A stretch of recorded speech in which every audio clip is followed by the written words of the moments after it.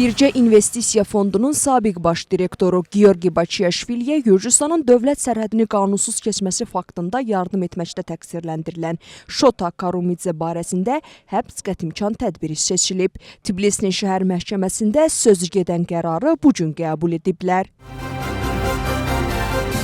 Bidzina İvanishviliyə məxsus kriptovalyutanın mənimsənilməsi işi ilə bağlı isə məhkəmə prosesi yekun mərhələdədir. İşin mahiyyəti üzrə baxılması başa çatıb. Prokuror bu gün yekun nitqlə çıxış edib. Növbəti prosesdə isə vəkil yekun nitqlə çıxış edəcək.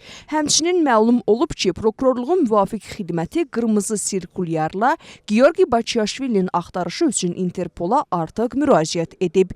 Qeyd olunan iş üzrə Bircə İnvestisiya Fondunun sabiq rəhbəri barəsində seçilən girov qətimkan tədbiri dünən həbslə əvəz edilib. Georgi Bachiashviliyə qarşı irəli sürülən ittiham 2017-ci ildə törədilən əməllə bağlıdır.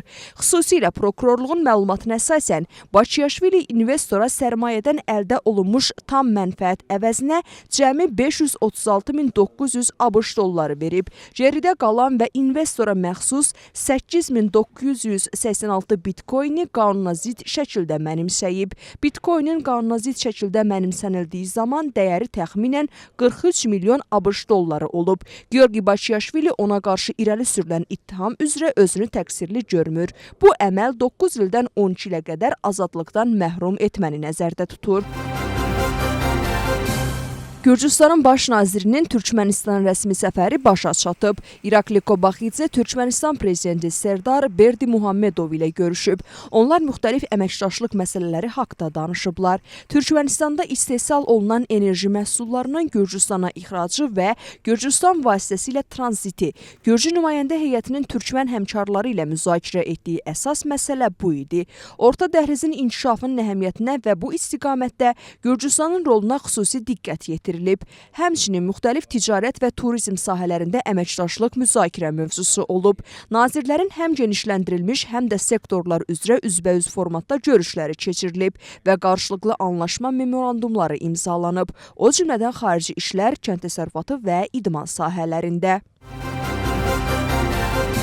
Oktyabrda keçirilmiş parlament seçkilərinin mümkün saxtalaşdırılması işi ilə bağlı davam edən istintaq çərçivəsində Prokurorluq Ədalətli Seçkilər Təşkilatının səslərin paralel hesablanmasının nəticələri ilə maraqlanıb və təşkilatdan müvafiq sənədləri bu vaxtadək gözləyir. İstintaq orqanında bildirildiyi üzrə Ədalətli Seçkilər Təşkilatı materialların təhvil verilməsi üçün əlavə vaxt tələb edib və səbəb olaraq sənədlərin həcminin böyük olduğunu göstərib. Müxalifət seçkilərin mümkün saxtalaşdırılması işi ilə bağlı başladılan istintaqa etimad göstərmir. Hakim partiyanın rəqibləri prokurorluğun səslərin paralel hesablanmasının nəticələri ilə maraqlanmasını Ədalətli Seçkilər Təşkilatını gözdən salmaq cəhdi kimi qiymətləndirir və seçkilərin mümkün saxtalaşdırılması işi ilə bağlı başladılan istintaqı fars adlandırırlar. Hakim komandada rəqiblərinin mövqeyini bölüşmürlər və Ədalətli Seçkilər Təşkilatının hərəkətlərinin arxasında xarici qüvvənin təsirini və siyasi motivlər görürlər. Estoniya tərəfindən Gürcüstan vətəndaşlarına qarşı tətbiq edilmiş sanksiyalar siyasi spektrdə yenə də müzakirə mövzusudur.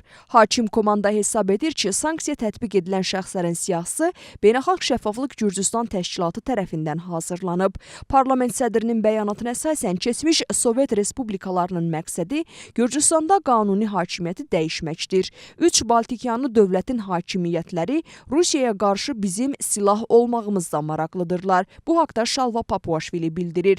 Müxalifətin bir hissəsi isə deyir ki, son qərarı tərəfdaşların özləri verir. Qeyri-hökumət təşkilatları tərəfindən onlara məlumat verilməsində isə problem görmürlər.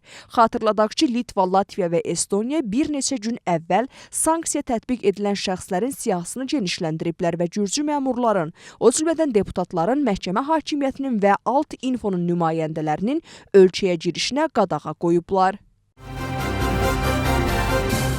Gürcüstanın baş naziri sanksiyalarla bağlı müxalifətlə tərəfdaşlar arasında əməkdaşlığa münasibət bildirir.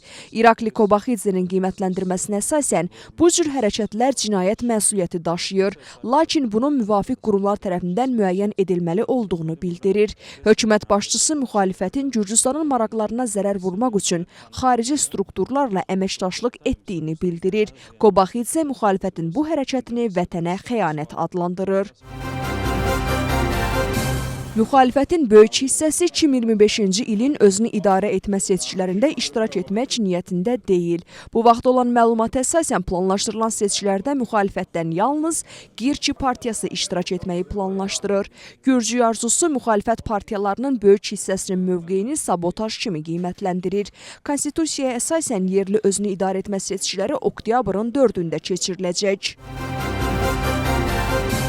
Lelo Gürcüstan partiyasının liderlərindən biri Mamuka Xazaradzenin Anakliya limanı ilə bağlı bəyanatı siyasi spektrdə qiymətləndirmələrlə müşayiət olundu.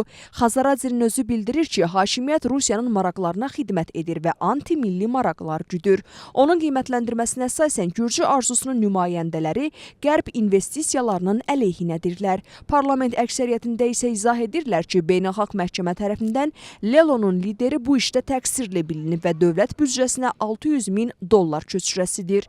Hakimiyyətdə izah edirlər ki, investorların cəlb edilməsinə məhz Xazaradze cavabdeh idi və tam azadlığa malik idi. İrakli Kobaxidzenin qeyd etdiyi kimi Xazaradze əvvəllər Çin sərmayələrinin Anakliyada əhəmiyyətindən danışırdı və bu gün Çin sərmayəsinin güya ölkəyə qarşı cinayət olmasından danışır. Mamuka Xazaradzenin seçki həddini keçmiş 4 koalisiyanı birləşdirmək təşəbbüsü siyasi spektrdə yenə də qiymətləndirmə mövzusudur. Lelo liderinin çağırışı ilə Salome Zurabishvilinin aparıcı rol oynayacağı alternativ siyasi mərkəz yaradılmalıdır. Mamuka Xazaradzenin təşəbbüsü müxalifətdə fikir ayrılığına səbəb olub. Bu təkliflə kimin hansı şərtlərlə razılaşacağı, müxalifətin Xazaradzenin ideyası ətrafında birləşə bilib-bilməyəcəyi hələlik məlum deyil. Müxalifətin bir hissəsi təklifi bəyənir və əsas çıxış yolunu məhz daha böyük birlik və konsolidasiyada görür. Hakim komanda rəqiblərinin planlarına şübhə ilə yanaşır. Sərhədi qanunsuz keçməkdə təqsirləndirilən Mixail Saakashvilinin işi yekun mərhələdədir. İclasda məhkum eks-prezident çıxış edib. Bugünkü iclasda müdafiə tərəfi yekun nitqlə məhkəməyə müraciət edəcək. Mixail Saakashvili çıxışında Gürcüstanda və dünyada gedən siyasi proseslərə münasibət bildirib. Fransa və Ukrayna prezidentlərinə fransız və Ukrayna dillərində müraciət edib.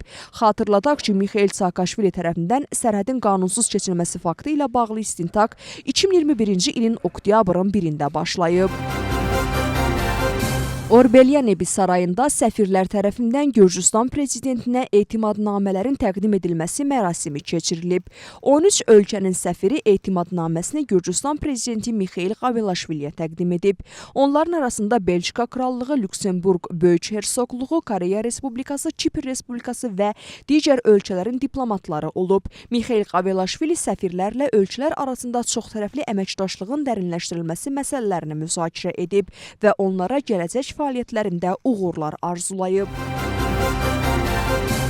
Mülki inteqrasiya prosesində qadınların iştirakının gücləndirilməsi.